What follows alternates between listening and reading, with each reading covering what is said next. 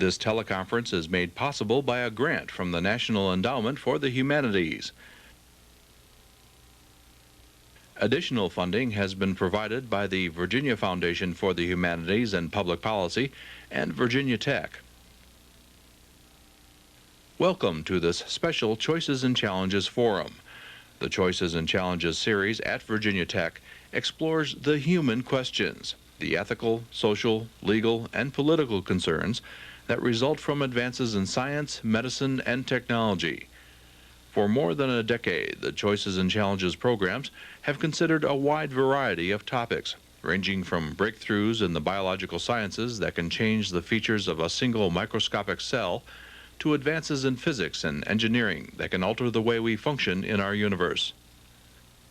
In this program, we look ahead to planet Earth in the year 2050. What will be the condition of the Earth's environment at that time? In what kind of world will our children and our grandchildren be living? What will be their quality of life? And what will be the quality of all of Earth's life? Our panel today will help us consider how the choices we make now have a direct effect on the challenges of the 21st century. From Virginia Tech in Blacksburg, Virginia, here is the moderator of our forum, the director of the Institute for Environmental Negotiation at the University of Virginia, Richard Collins.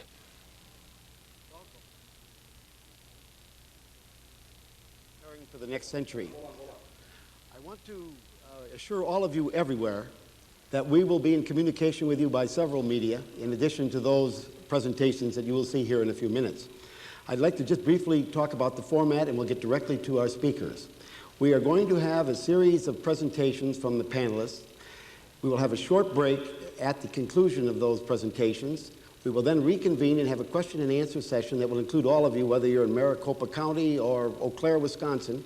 We will be getting those questions either via the phone, which, by the way, is 1-800-222-9703. But we'll also be going online, as we will see later. I hope you've had as interesting a morning as we have. In fact, I'm confident that our panelists will be able to maintain the high level that we've had at seminars here this morning run by Virginia Tech faculty and attended by several hundred people. I hope you've had the same experience. But the individuals on this panel today are not only diverse and talented, but also dedicated. And I'm confident that you will enjoy the variety of views that you're going to hear in just a few minutes. Let me introduce them first just by name and in the order of their presentation. First is Alan Hammond, to my immediate left. Next to him is, Eugene Linden. Next to him is Mary Hill Rojas. Next to Mary is Tom Fricke. And finally is Mark Sagoff at the end. I will give each of them a little more introduction when they give their short presentations. Now let me go to Alan and give you a little bit more information about him. He is director of the Resources and Environmental Information Program of the well-known World Resources Institute, which, among other responsibilities, oversees the United Nations Environmental Database and leads policy research and evaluation related to the environmental and resource issues, as well as sustainable development indicators. Like many of our panelists, I'm going to skip over many of their accomplishments in favor of the things that they will be doing. And in the case of Alan, that is a new book that will be coming out in the next year entitled Scenarios for a New Century. Alan? Thank you very much.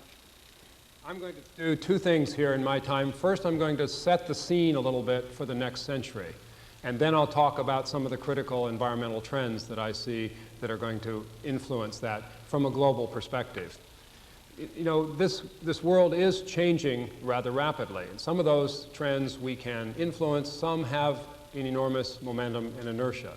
And let's look at a few of those latter things. This century, our world's population has come from about 1 billion to nearly 6 billion. And we're still rapidly expanding. In fact, if you look carefully, you'll see that we're getting more and more people on the planet in almost every corner of it. If we look at what the numbers show, what they show is that we're right in the middle of the steepest part of an unprecedented pulse of growth in human populations.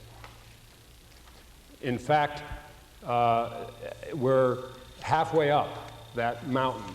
And as you can see, most of that growth is happening in the developing parts of the world. In fact, mostly in the poorest countries of the world. And there's a lot of momentum to that because, in fact, there are, right at the moment in the world, roughly 1 billion girls under the age of 15. And they, most of them, like everybody else, expects to have children. Secondly, it matters where people live. And that's changing rapidly, too. In this country, we moved rapidly from a sort of rural existence to beginning to build up into suburbia, and then gradually moving into an urban situation. In fact, about 80% of the people in the United States live in urban areas in one form or another. The same thing is now happening around the world. And in fact, most of the world's population is going to go through that transition much more rapidly than we did. In fact, if you look at the graph, you can see that the projections show that most of that urbanization is going to happen also in the developing world. A huge pulse of growth, and it, in fact, is happening more rapidly than people can build decent housing, provide clean water supplies, and deal with sanitation. And that means that we're going to have some serious environmental problems there. In fact, most of the world's children from here on out are basically going to grow up in an urban context, and many of them in essentially the polluted slums of developing country cities. A third major trend that we have to deal with is that economic growth is expanding all over the world at rather rapid rates. And in fact, it's going to change the pattern of economic activity in the world by quite a bit. In the next half century, most projections expect a 5-fold expansion in the level of economic activity. And of course, many of the rapidly industrializing countries are growing much more rapidly than the mature economies. And so as you can see, we may end up in a world in which, in fact, China has the world's largest economy, and the Latin American economy is nearly the same size as the North American economy. And finally, the pattern of wealth and income in the world is also changing rapidly and not necessarily in beneficial ways. All too often, we have a situation in which the rich parts of the world, in fact, are getting richer relatively to the poorer parts of the world. And if, in fact, we take those same economic projections we just looked at and ask what is the per capita incomes of the industrial countries, the present industrial countries, compared to the expected per capita incomes in the poor countries, what you see, in fact, is that the size of the gap between the rich countries and the poor countries is going to get bigger, at least for the next half century, if current patterns continue. And so we have to ask whether the world we're moving into is one in which kids growing up in poor parts of the world are going to have a future that is, in some sense, fair compared to the future of children born in the rich parts of the world.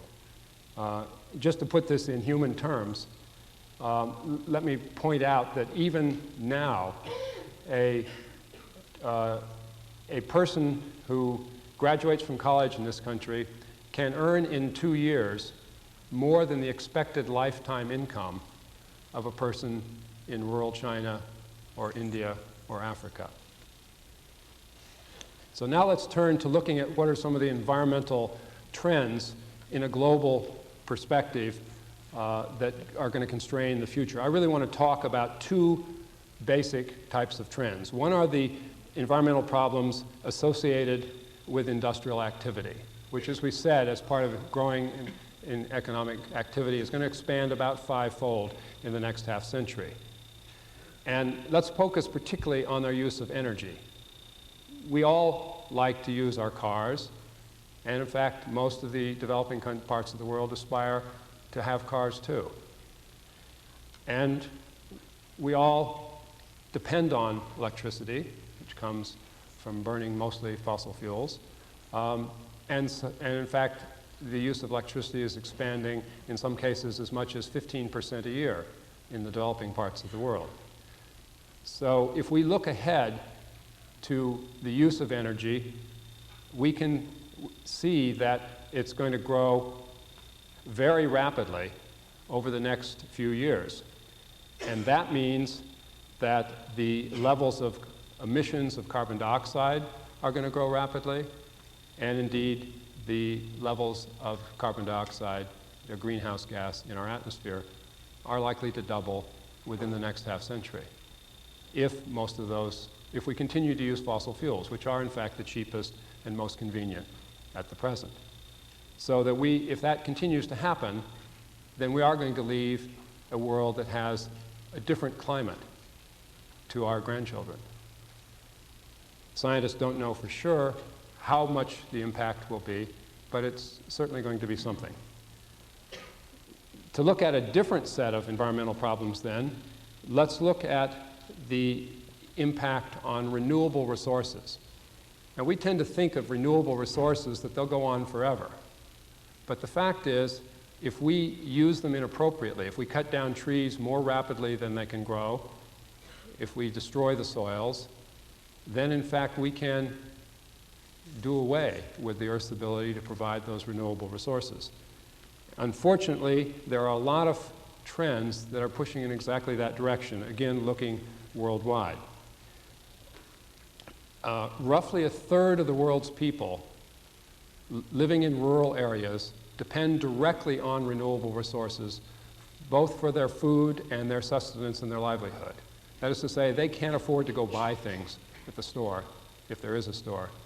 They depend entirely on what they can pick up and gather.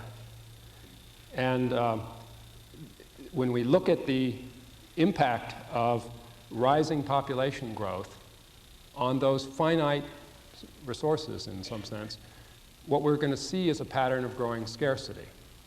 Now, if we look at some of the aspects of that, we'll see. I'll show you some examples. In one case, what we have is fields that can provide enough grain for people and enough other kinds of food at present. In fact, that red square on the map is the only area of countries that are in land scarcity at the present time. But if we look at what happens with the growing populations that are expected, we find that the amount of countries in land scarcity will grow enormously, and in fact will span about 40% of the world's population. That doesn't mean people won't have enough food. What it does mean is that they have to modernize their agricultures or they will have scarcity. If we look also at the issues of water, we find exactly the same pattern. In fact, in many cases, such as this village here, where there's one water outlet for a village of 2,000 people, we already have areas that are fairly short of water. But again, if you look at those water resources in terms of the number of people living in different parts of the world in the future, what you see again is a pattern of growing numbers of countries in water stress or scarcity.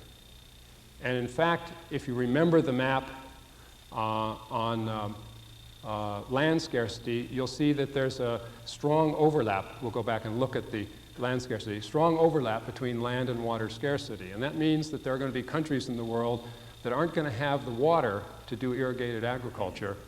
In other words, it's going to be hard for them to intensify their agricultural output. That doesn't, again, necessarily mean shortage, but it does mean a lot of pressures on those societies to modernize their agriculture and their use and to improve their methods. Now, in addition to the pressures from population, we're in fact degrading the resource base that we have. And in fact, we have increasing cutting down of forests. We have erosion from improper land use. We have aquifers that are being polluted. And we have, in addition, a pattern that has led to a 40%, over the last 40 years, about 10% of the Earth's fertile land has been seriously degraded.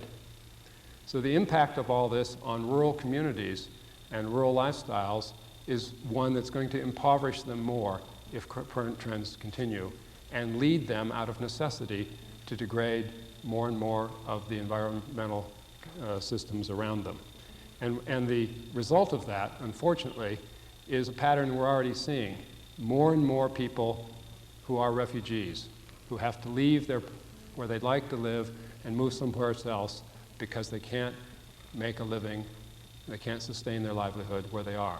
So those, in effect, are the two classes of problems that I think we're going to face, both the ones associated with rising energy use and industrialization, and those associated with the impact of poverty and rural communities that have outgrown or damaged their niche. Thank you. Thank you, Alan. Our next presenter is Eugene Linden, who has been writing for 25 years about issues of science, technology, the environment, humanity's relationship to the environment. Since 1987, he's been associated with Time magazine and had a lead role in that celebrated Planet of the Year issue that some of you remember from 1989. He's won several journalism awards, as well as writing several cities. And some of his leading and prize-winning articles include those associated with one entitled Mega Cities and still another on the world's water. But as in the case with Alan, I'd like to give you a feeling for what will be coming up in his future. He will have a new book out next year as well, the title for which he's still debating, I guess. But tomorrow night, for those of you who have PBS TV network in your town, he and William F. Buckley Jr. and some compatriots will be arguing a proposition entitled Resolved. The environmentalists are going too far, too fast. Eugene is taking the position, obviously, that that's not so. Mr. Buckley will take the other position. And if you're interested in that debate, tune in tomorrow 9 o'clock Eastern Standard Time. In any case, we have him here today, and Eugene, I'm looking forward to your remarks. Thank you, Rich. It's interesting that we all choose 2050 as a target date, looking at the future. I think part of the reason is that most of us will be gone by then, and so if we're desperately wrong, we won't have to sit around and look foolish. But it's not that far away. If you go back 53 years, it's 1942, and much of what we see today is probably familiar, would be familiar to somebody who'd lived in a time capsule since 42. Much would be unfamiliar. I think it's extremely hard to think about the future. That weighted phrase, if trends continue, is the killer, because trends often don't continue. People react to danger, they change. And so, well, I'll take the example, Rachel Carson writing about Silent Spring, when pesticides killing off birds in the early 60s. It didn't happen not because pesticides were harmless, but that the US, at least, and other countries got alarmed about the consequences of the impact of pesticides and took action. China, and much of China, where they still use great amounts of DDT, that the prophecies of Silent Spring did come true. But I think you can know a lot about the future by knowing about fundamental characteristics. I choose one, which is stability. You can know a lot about the future if you can determine or somehow guess whether the coming decades will be more or less stable in terms of social, economic, political, and ecological terms. Stability itself, of course, is a very tough concept. It's sort of like pornography. We know it when we see it. Unlike pornography, however, a lot of scientists, it's a fundamental and basic term in a lot of sciences, and people like marine biologists have spent a lot of time trying to figure out what it means. Some characteristics ascribed to stable systems are resilience, persistence, firm linkages between the components of the system. A stable system can absorb shocks and recover. I think that this notion of stability, as I've just described it, very nicely describes the previous few decades. I think we live in extraordinarily stable times. This notion of resilience. If you look at some of the potential doomsdays that have come up in just the last 20 years, OPEC was going to bring about the financial collapse of the West, Middle East oil. The third world debt was going to bring about banking collapse. The rise of Japan was going to be a threat to the economic stability of the world. And then, of course, the fall of the collapse of the bubble economy was going to bring us all down. None of these things happened. The world economy absorbed all these shocks. And in fact, I think we can say that we might be living in the most stable times in recorded history. Let's look at some of these things. For the last 50 years, Paul Johnson, the historian, wrote a piece in the Wall Street Journal a couple of years ago saying that this 52-year period since great power conflict is unprecedented in history. He thinks it's likely to continue. It's been 60 years since the world has suffered a Great Depression. We've had 150 years of relative climate stability, and that relative climate stability occurs in a period of 8,000 years of relative climate stability. The Holocene has been extraordinarily stable. And so the whole gamut of recorded history has been of stability, nested instability, nested instability. What happens if instability returns? We've become used to stability. We believe it to be the norm. Just a couple of weeks ago in the Wall Street Journal, again, there was an article about the extraordinary era that we've entered of world economic growth, with growth approaching 4% a year, a level, in global terms, a level considered inconceivable just a few years ago. And the article posed the question, again, have we passed some threshold where we're now going to be living in extraordinarily prosperous and stable times for the decades to come? Stable systems do tend to persist until they pass some tipping point. And what can cause them to change? Well, an outside force. Climate change is a good one. If you go back 4,200 years, a millennial cooling cycle supposedly brought down the collapse of the Akkadian society, which all but disappeared in a 50-year period in Samaria. 300 AD, there was drought and cooling in Central Asia that shut down the Silk Road, and some historians believe forced barbarian hordes westward and helped accelerate the collapse of the Roman Empire. The Little Ice Age, which started in 1250, wiped out the Greenland colonies of the Vikings, and we might all be speaking Scandinavian dialects if today here, were it not for that event, because it favored the more subtly protected countries.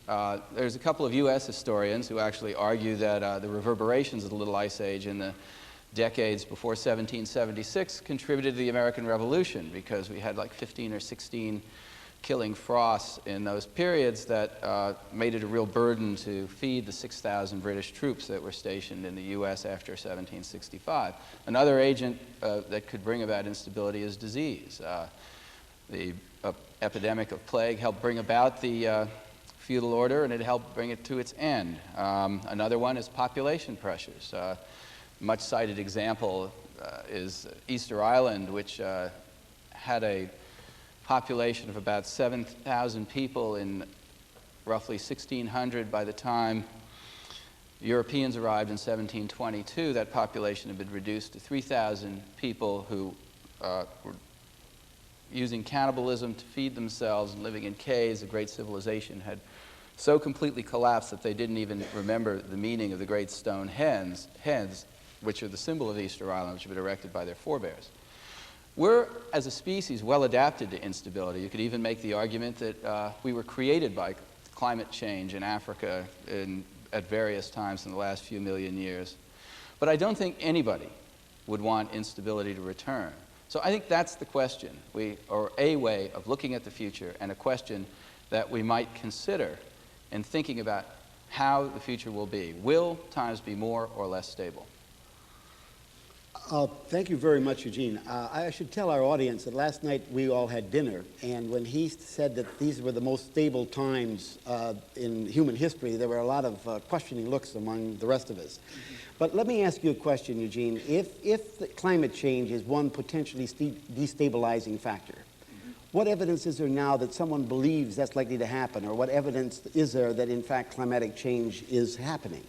Well, I think the last 20 years, Alan can probably answer this better than me, but we've had several of the warmest years in the last 100 years. Secondly, Tom Carl has done a study of the U.S. in which showed that there's been an increase in the number of extreme weather events. The insurance companies are all now sort of joining forces with environmentalists to lobby for action on climate change because they've suffered huge losses because of an unprecedented or perhaps unprecedented series of hurricanes in both the Pacific and in the Caribbean, and of course Hurricane Andrew in Florida, several hurricanes coming on the heels of each other. And so that was sort of like a wake-up call for them.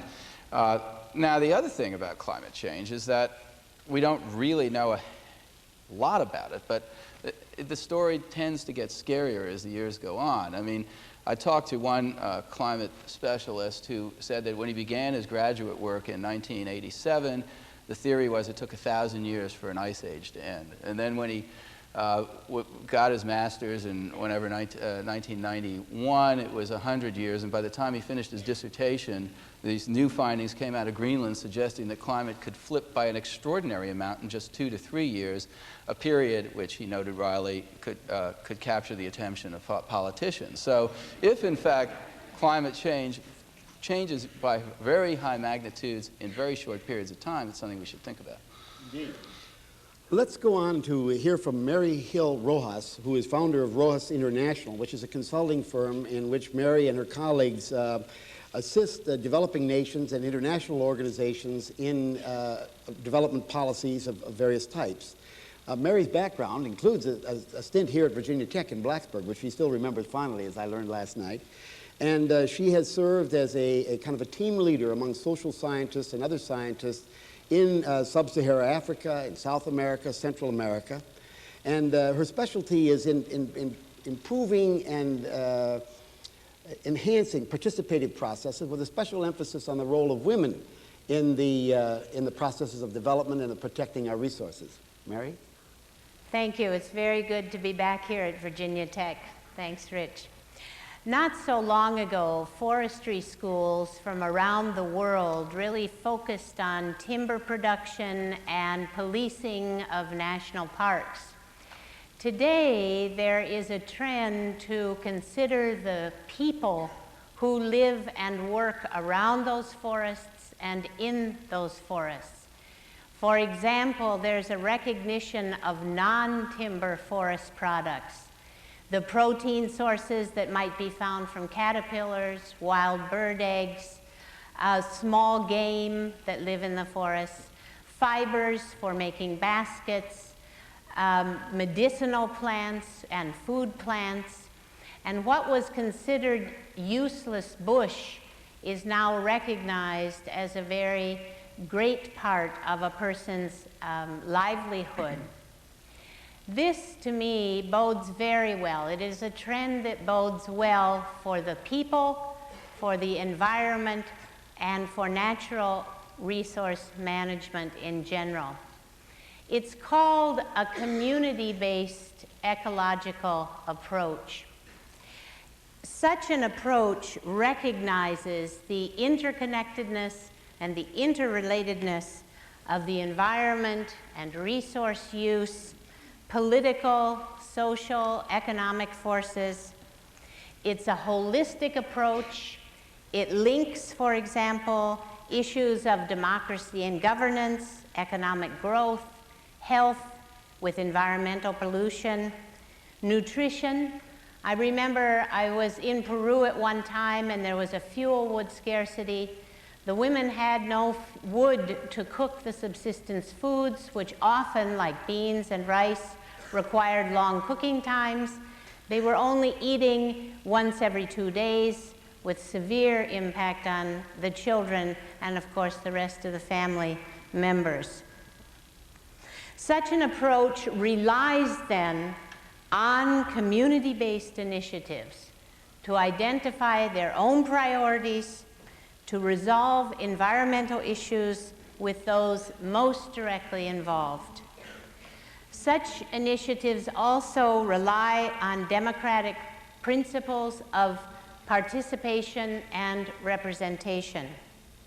Since the end of the Cold War, there's been an increasing acceptance of such principles, and they have been tied to, in many cases, decentralizations of governments to local levels. Within this approach, then, to assure participation and representation, there are such social variables as age, ethnicity, class, caste, and gender are very important. Let me give you two examples of gender by way of illustration. In many parts of the world, women may have access to natural resources, but they may not have control over them or own them. They may have access to the fruit or the leaves from the trees, but the man is the one who owns the tree. The motivation for a woman to plant trees, then, is minimal.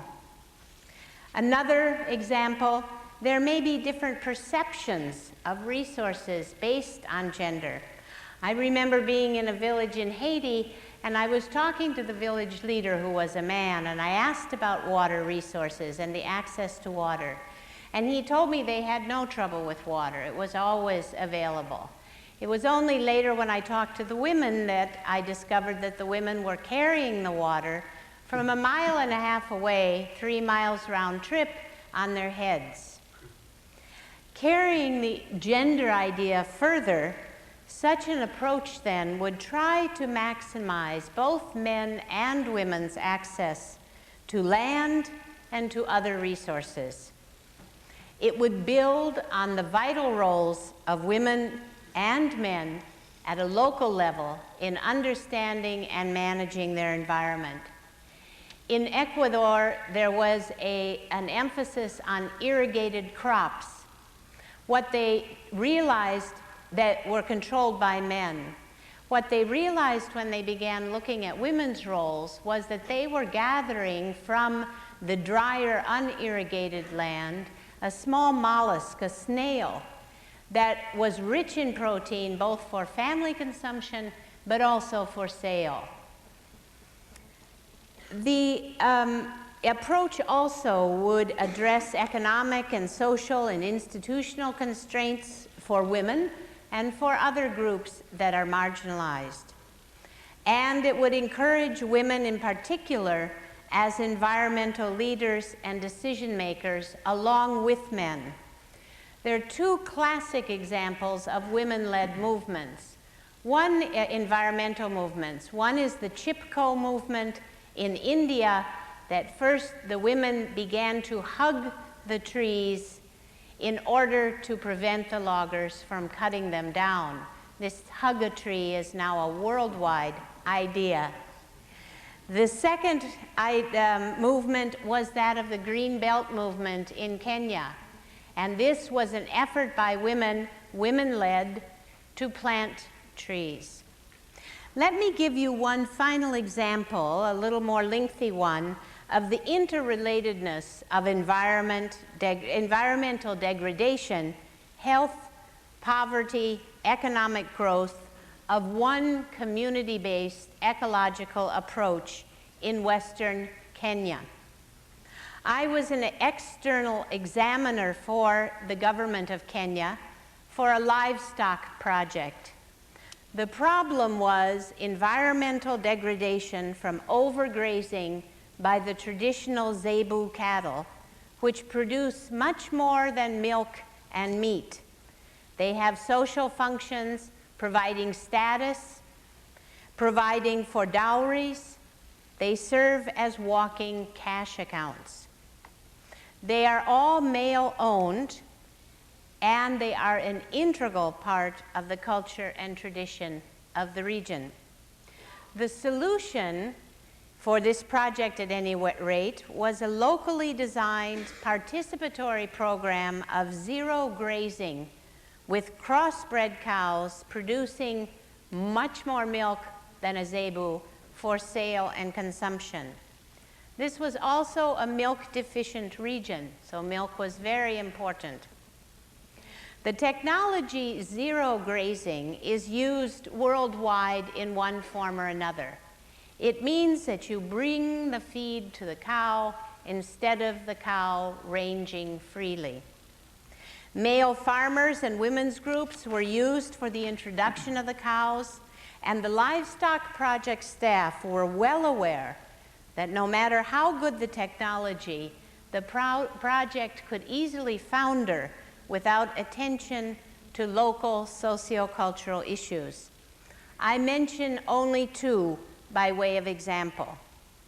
Family structures within the region were female-headed, monogamous, polygynous. A widow with a daughter may have full control over her cow. A first wife in a polygynous family was concerned, however, that if her husband took a second wife, she would have to share the milk money with that second woman. In this region, ultimately, it is ownership of resources is the purview of the male. The government of Kenya personnel, therefore, were concerned that men would discourage their wives from participating if they, the husbands, felt excluded. They were concerned that once the project was terminated, the cows placed with women would be taken over by the men and, for example, butchered instead of the male-owned zebu. The project staff, when I left, were well on their way to addressing these. They were using a community-based, participatory, ecological approach that engaged the people of the region in the solution to these problems. I find this to be a hopeful trend. Thank you. Thank you, Mary. By no means is this the end of the kind of discussion you triggered, or that goes for the other panelists as well. But with the kind of habit I have of trying to talk about the future, Tom Fricke, our next speaker, immediately in his feature is a 6-mile hike up a very steep mountain in Nepal, in addition to the research which he is going to publish as a result of that study. Tom is a professor in the Department of Anthropology at the University of Michigan. He does research on population studies, on culture and the relationship between culture and natural systems. He is very much interested in families and social change. And perhaps his best-known book is one that does concentrate in the Himalayan household, which is perhaps one of the better-known books about Southeast Asia or in Nepal. Tom, you're welcome. Thanks, Rich. It's actually a 6-day walk, not a 6-mile walk. And I'm sorry. I run 6 miles every day. Coming after conversation about the sort of global projections and global issues that Al and Eugene have addressed in particular, an anthropologist inevitably feels a bit self-conscious. After all, anthropologists, or at least cultural anthropologists, are likely to base what they have to say on work among a couple hundred people or maybe 50 people, in my case 650. So we're very self-conscious about what the special role of anthropology may be in talking about the future. And nevertheless, I want to argue that there is a role for anthropology and that there is something to say because of, and precisely because of, the anthropological method, the focus on communities and their integrated and various aspects. That is, that anthropology has the ability, because we work with small groups of people, to look at trends, to look at relationships that go beyond the easily quantifiable. We can move beyond that. We can talk about whole systems of relationship, and we can talk about them in some detail, not to discount the importance of global and quantitative kinds of trends.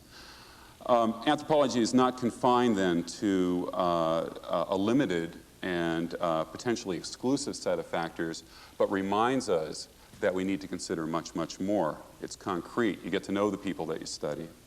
Well, in thinking of the big trends in the West, or in Western scholarship and Western discourse, and thinking about applied kinds of programs in the world, a number of people, not just me, you don't have to believe me, I only worked with 650 people, a lot of people note that in Western thinking there's been a tendency toward greater and greater abstraction, and moving away from concrete kinds of reality, a disarticulation with experience and experiential kinds of learning and knowledge. This disarticulation of systems goes hand in hand with a focus on instrumental concerns about the future, instrumental concerns about where we can actually intervene in some of these trends. And these are very, very important things. What I'd like to do is to bring us back as an anthropologist to talking about quality of life in something of a larger array of concerns, a bit broader sense of what kinds of things we need to look at when we talk about transformations that are occurring around us right now and around us in the future. And the scope of things that I'd like to talk about actually focus on what gets lost, what gets understudied. And some of these things have to do with cultural systems and the cultural diversity that exists in the world. We can think of ecological diversity, we can think of an ecology of cultures, and I think that anthropology is well positioned to sort of give a treatment of that issue. It's really interesting in listening to Al's talk how I was struck that all of the processes that he did talk about at the global level are written in the lives of the people of the communities that I have studied. Population increase, dislocation, economic growth, increasing social disparity, and environmental degradation. And I'd like to actually turn to the concrete and hopefully be able to generalize a bit from it in the sense that the systemic transformations that are occurring in the community in Nepal that I've worked the longest in are occurring in a lot of communities. So I'm going to show a few pictures here if I can, if this will, yeah, there we are. It's useful to talk about the kinds of changes that are occurring in Timling because we're talking about a place that was actually not even on the map, it was below the radar in the sense of economic kinds of comparisons. Al mentioned, I think, that in 2 years we can be expected to earn much, much more. I can't remember the quantity more of salary or of income as a whole lifetime's earning for a Chinese person. The Tamang peasants that I worked with in Nepal, who live about 6 days' walk from a motorable road up by the Tibetan border, in 1981, as these two guys, take a look at them, earned nothing. They weren't even on the screen.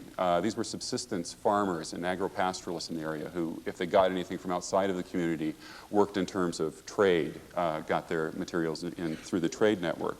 Well, of course, they lived in an association with an environment, and the environment of the area, and an anthropologist is concerned with that, is an extraordinarily rugged environment and one that constrains them and constrains the things that they can do.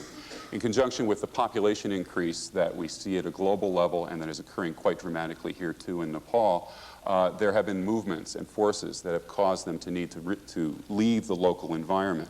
What I'd like to talk about are some of the transformations in moral systems that have gone along with these transformations that have gotten them involved in the wage labor economy, particularly over the last 15 years, the 15 years basically that I've been working with the people of Timling, all 650 of them. One thing that is extraordinarily interesting is the overlap of dimensions of culture and society that one sees written in the landscape, written in the lives of the people.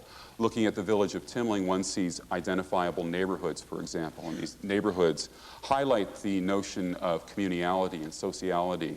They're organized in ways that we could have a lengthy discourse on, but that actually map out social relationships of people. These are clan neighborhoods, these are patriline neighborhoods, and networks of cooperation roughly follow those neighborhoods. The idea of kinship and the idea undergirding kinship of sort of an ethos of reciprocity is a part of the human ecology of the world. It's a different notion of the person, one that needs further elaboration, but that plays itself out in the lives of these people in their activities day to day. Economic activities, to be sure, such as plowing, where people from different households cooperate along lines that are defined by a kinship system, crossing clan boundaries, crossing patriline boundaries, and always tying people together through notions of marriage and the like. At the same time, the household exists as a unit, and household units are production units that process their own grain. In this case, a husband and a wife and a child working at the threshing of grain in the area. This kind of defines a life that existed in Timling, and still exists to some extent, until quite recently. And the changes that are occurring in an accelerating fashion as people begin to go out of the village. What is interesting is that these kinship kinds of charts or maps that play out in the individual lives and their cooperative networks and the like also personify, if you want to think of it that way, a relationship to the land. And looking at the land around Timling, one finds, of course, terraced fields. And what's interesting is in looking at the layout of, this is at the harvest time, the layout of those sheaves of grain as they're harvested, you see, in fact, a map of the kinship networks that people actuate, mobilize in any kind of activity. And this, again, undergirds that notion of reciprocity. Well, it wasn't idyllic in the past, of course. Erosion, as Al mentioned, as a large problem, is occurring here too. This is an incredibly unstable environment, this high mountainous environment of Nepal. And I don't want to give you an image of a Rousseauian kind of natural society where everything was great for everybody concerned. This erosion occurring is, in fact, an outcome of the activities that grew out of a household economy and a family economy. But what is interesting is that as people change and move increasingly toward a life that is, we could think of as, in fact, getting them on the map, getting them into wage labor economies, getting them into schools.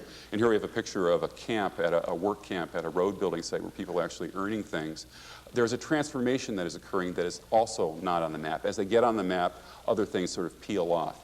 And that transformation is in that notion of the interconnectedness of kinship links undergirded by a cultural morality stressing reciprocity.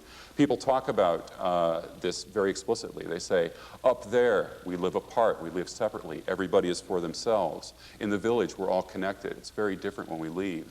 And from that place, from that work camp, they get siphoned down, just as Al was saying in general terms for the world, siphoned off to Kathmandu, where further dislocations occur. So I guess in closing, in thinking about Eugene's comment about our inability to predict the future, I think I've talked about the past more than anything, and I wonder what that has to say about my chances for survival till tomorrow. 2050 is pretty far off, but...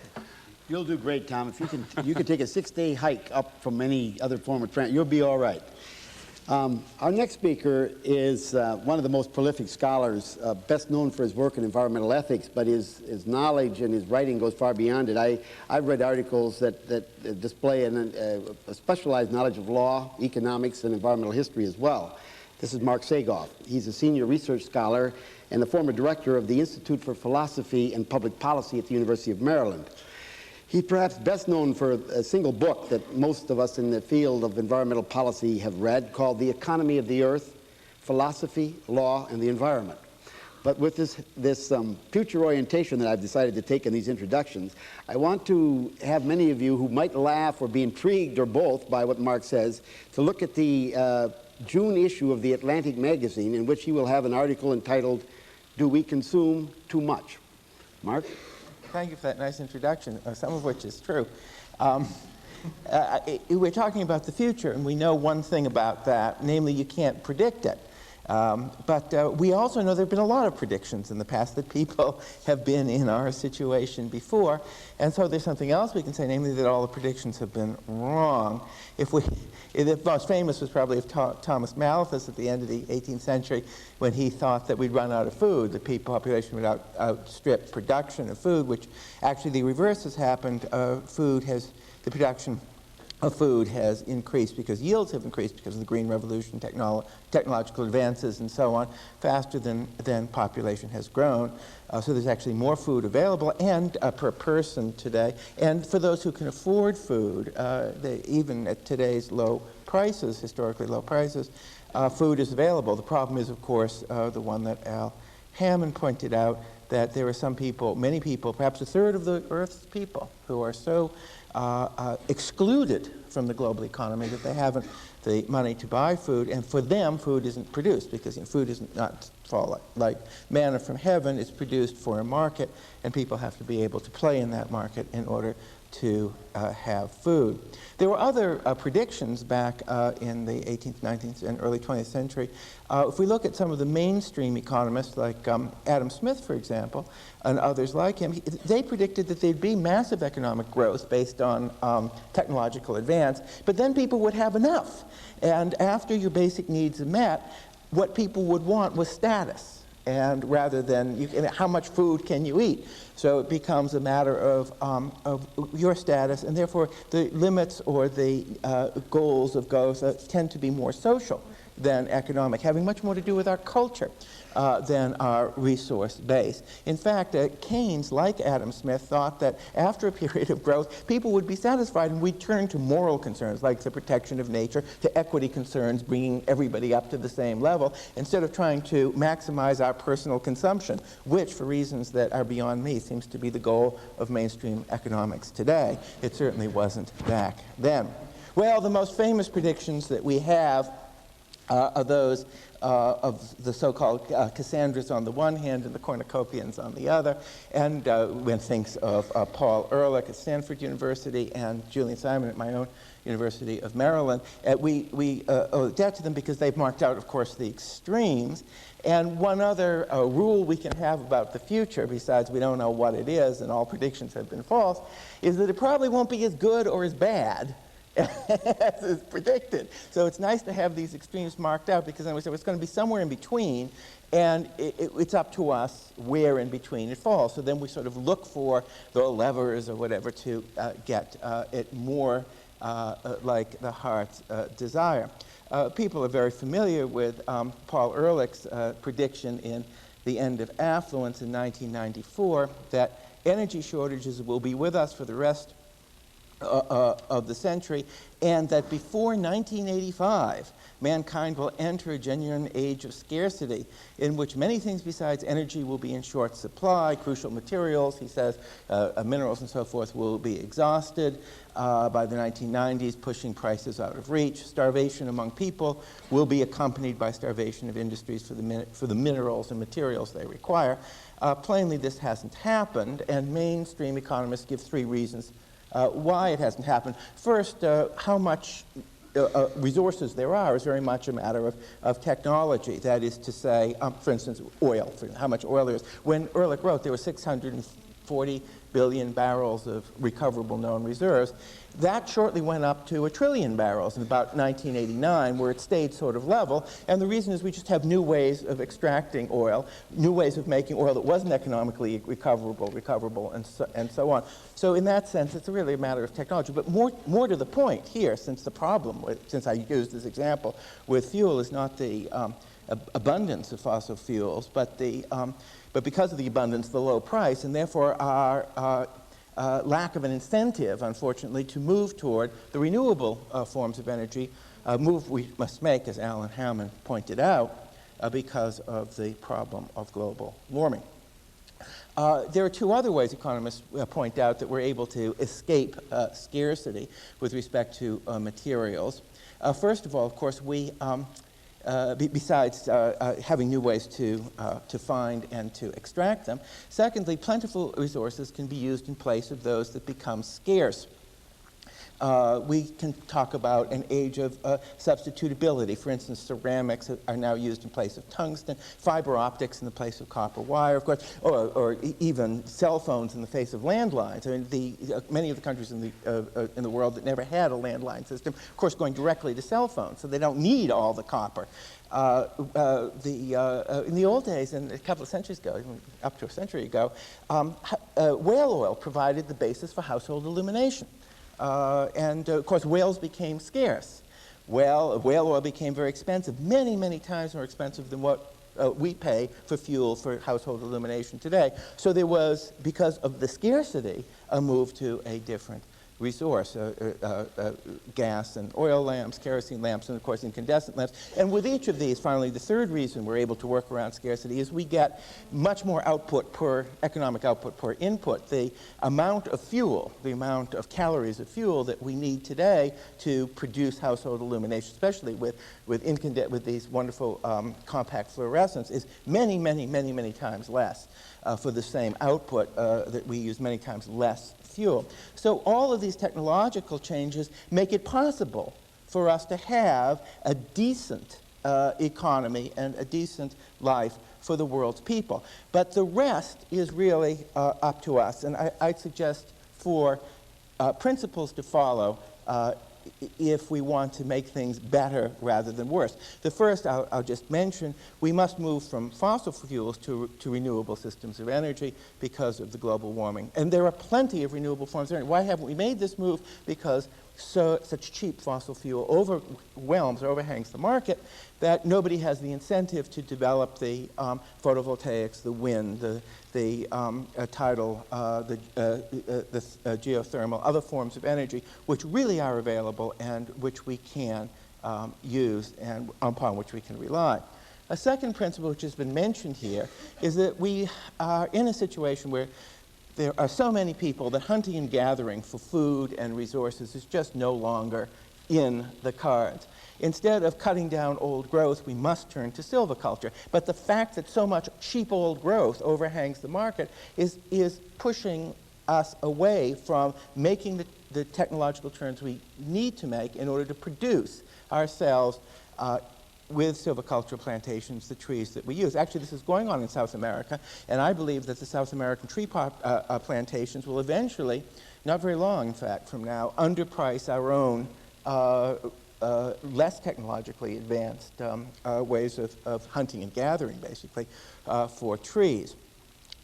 A concomitant principle is that we have to bring the world's poor into the picture, into the world economy, because as Al Hammond had said in another occasion, if the poor of the world can't export anything else, and we've now more or less excluded all of their exports from our economy, they will export their misery. And finally, I think it's important for us to recognize that nature has a value in its own, for its own sake, an intrinsic value for what it is, its beauty, its magnificence, something we have to appreciate and care about in itself and not simply regard as a resource. I mean, whale oil has substitutes, but whales do not. And today we look upon whales not so much as a resource, but as what they are, a wonder and glory of nature. And this is true of our old growth forests, it's true of ecosystems, it's true of wetlands. We are wealthy enough now not to consume, but to appreciate. It is the poorer people of the earth who will most destroy nature because their poverty drives them to hunt and gather, whereas we, because we can rely more and more on technology, have the opportunity not only of bringing them into a technologically based economy, but also in doing so to spare what is our true heritage to future, our true commitment to the future, which is to pass on some of nature that we've inherited to them. Thank you, Mark. I hope all of you that are watching through television feel, as we do here, that these have been very challenging, provocative presentations, and we're looking forward to some interaction among us and with you and us. Before we take a short break, I'd like to remind you out there who might want to call in questions, which we will receive here and try to respond to appropriately. You can call 1-800-222-9703.